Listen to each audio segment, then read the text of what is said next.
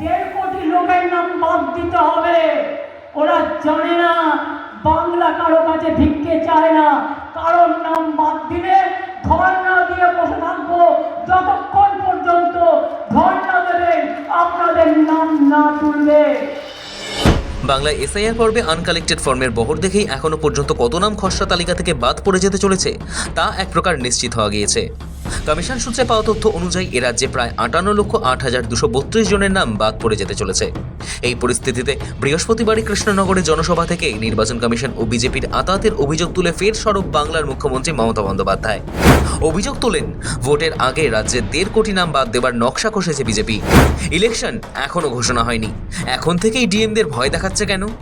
দিল্লি থেকে বিজেপি মার্কা কিছু লোককে পাঠানো হচ্ছে ডিএমদের মাথার উপরে খবরদারি করার জন্য, আর বলছে 1.5 কোটি লোকের নাম বাদ দিতে হবে। তারপরেই মমতা সাফ জানিয়ে দেন, বাংলা কারো কাছে ভিক্ষে চায় না, কারোর নাম বাদ দিলে ধর্নায় বসবেন, যতক্ষণ না নাম তুলবে ততক্ষণ পর্যন্ত ধর্না দেবেন বলে হুঁশিয়ারি দেন মুখ্যমন্ত্রী। 1.5 কোটি লোকের নাম বাদ দিতে হবে। ওরা জানে না বাংলা কারো কাছে ভিক্ষে চায় না, কারোর নাম বাদ দিলে ধর্ণা দিয়ে বসে থাকবো যতক্ষণ পর্যন্ত ধর্ণা দেবেন আপনাদের নাম না তুলবে। এখানেই না থেমে মুখ্যমন্ত্রীর অভিযোগ, বিজেপির আইটি সেল ভোটার লিস্ট তৈরি করে দেবেন, সেই লিস্ট ধরেই ভোট করবে, এটাই ইচ্ছে। বিহারে যা করেছে বাংলায় হবে না, এজেন্সি দিয়েও নয়। বিজেপি চিঠি দিলেই সেটা রামায়ণ মহাভারত, আর বিজেপি চিঠি দিলেই নাম কাটতে হবে। বিজেপির আইটি সেল আপনাদের ভোটার লিস্ট তৈরি করে দেবে, সেই ভোটার লিস্টে আপনারা ভোট করবেন। আপনাদের এটাই তো পরিকল্পনা। মনে রাখবেন, বিহার পারেনি, বাংলা পারবে। আপনার যা ইচ্ছে করে যান, মনে রাখবেন বাংলায় এসআইআর করুন, এজেন্সি লাগান, ইডি লাগান, সিবিআই লাগান, বিএসএফ লাগান। ওদের আমি রেসপেক্ট করি, কিন্তু আজকে আপনারা ওদের বাধ্য করেছেন বিজেপিতে পরিণত করতে। এটা দেশের পক্ষে ভালো নয়। মানুষ নির্বাচিত করে সরকার, ইলেকশন কমিশন নয়। যদিও মমতার এই ধর্নায় বসার হুঁশিয়ারি কানে আসতেই রেড়ে করে আসরে নেমেছে বিজেপি। পাল্টা হুঁশিয়ারি দিয়ে বিরোধী দলনেতা শুভেন্দু অধিকারী বলেছেন, মমতা বন্দ্যোপাধ্যায় প্রাক্তন হবেন, নন্দীগ্রামে হারানো হয়েছে, এবার ভবানীপুরেও হারানো হবে।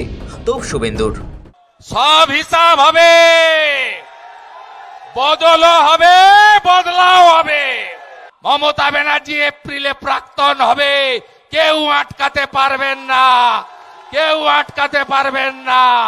আমি নন্দীগ্রামে হারিয়েছি, আমি আপনাকে বললাম ভবানীপুরেও হারাবো। মমতা প্রাক্তন হবে। মমতা বন্দ্যোপাধ্যায়কে পাল্টা তোপ দেখেছেন বিজেপির রাজ্য সভাপতি শ্রমিক ভট্টাচার্য। ও अगर ममता बनर्जी के पास ऐसा कोई भी सूचना है तो इसके लिए वो धरना में भी बैठ सकते हैं, इसके लिए सुप्रीम कोर्ट के दरवाजे पे भी पहुंच सकते हैं, कुछ भी वो कर सकते हैं। जो कुछ करना है कर लीजिए। पश्चिम बंगाल में एसआईआर होगा, होकर रहेगा, और इस एसआईआर में पूरा पश्चिम बंगाल की जो जनता है वो खुश है। যদিও বিজেপি নির্বাচন কমিশনকে একযোগে পাল্টা আক্রমণ শানাতে ছাড়েনি শাসক শিবিরও। আমরা বলছি তো, অনেক বেশি সময় দেওয়া উচিত ছিল। ভোটের পরে ঠান্ডা মাথায় একেবারে বছর দুয়েক ধরে সুন্দরভাবে কাজটা হতে পারতো, যেটা 2001 সালে হয়েছিল। তার বদলে এই তড়িঘড়ি করতে গিয়ে আচ্ছা অন্য 6টা রাজ্যে সময় বাড়ানো হলো, তাহলে পশ্চিমবঙ্গে কেন বাড়ানো হলো না? তো বোঝাই যাচ্ছে যে পশ্চিমবঙ্গকে রাজনৈতিকভাবে ট্রিট করছে বিজেপির নির্দেশে জাতীয় নির্বাচন কমিশন।